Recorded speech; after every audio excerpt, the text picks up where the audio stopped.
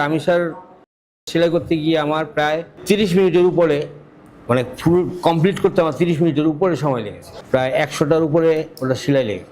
আমি অনেক পোস্টমর্টম করেছি, অনেক কিছু পোস্টমর্টম করেছি, কিন্তু রামিসার বিষয়টা যখন পোস্টমর্টম করতে গেলাম, মানে আমি খুব মর্মান্তিক হয়ে গেছিলাম। কারণ হলো আমারও ছোটো ছোটো আছে, তো ওই পোস্টমর্টম করতে গিয়ে মানে আমার খুবই খারাপ লাগছে, মানে খুবই কষ্ট লাগছে আর কি। তো যাই হোক, কষ্ট করে পোস্টমর্টম করেছি। পরে সেলাই করার সময় মানে ওর তো গলাটা পুরোটাই আলাদা হয়ে গেছিলো, সমস্ত গলাটা আলাদা হয়ে গেছিলো। পরে ওটা সেলাই করছি, প্রায় 100টার উপরে ওটা সেলাই লেগে। 100টার উপরে, কারণ ওই ভিতরে যে হাড় আছে ওই হাড়ের সাথে হাড় বেঁধে তারপরে আমার গলাটা পুরোটা রাউন্ড সেলাই করতে হয়েছে, যার জন্য আমার 100টার উপরে সেলাই লেগেছে। তো সেলাই করার সময় আমার খুব খারাপ লাগছে, খুব কষ্ট লাগছে।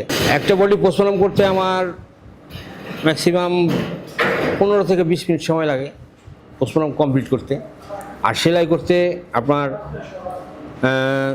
হয়তো 15 থেকে 17 মিনিট এর মধ্যে শেষ হয়ে যায়। কিন্তু রামিসার বডিটা সেলাই করতে গিয়ে আমার প্রায় 30 মিনিটের উপরে, মানে ফুল কমপ্লিট করতে আমার 30 মিনিটের উপরে সময় লেগেছে।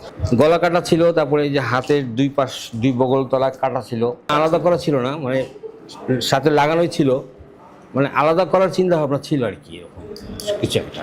কি শুধু গলা এবং হাতে অন্য কোনো স্পট ছিল সাথে? গায়ে আরেকটা স্পট ছিল, ওর পায়ের এখানে একটা স্পট ছিল, পায়েও স্পট? হ্যাঁ, এই কয়টাই জখম ছিল তার শরীরে। তবে খুব কষ্ট লেগেছে আর কি ওই কাজটা করতে গিয়ে আমার। আমি অনেক পোস্টমর্টম করেছি, কিন্তু এরকম কষ্ট লাগেনি, এরকম খারাপ লাগেনি রামিসার বিষয়ে যেমন কষ্টটা পেয়েছি আমি। তো যার সন্তান হারাইছে সেই জানে যে তার কষ্টটা কত।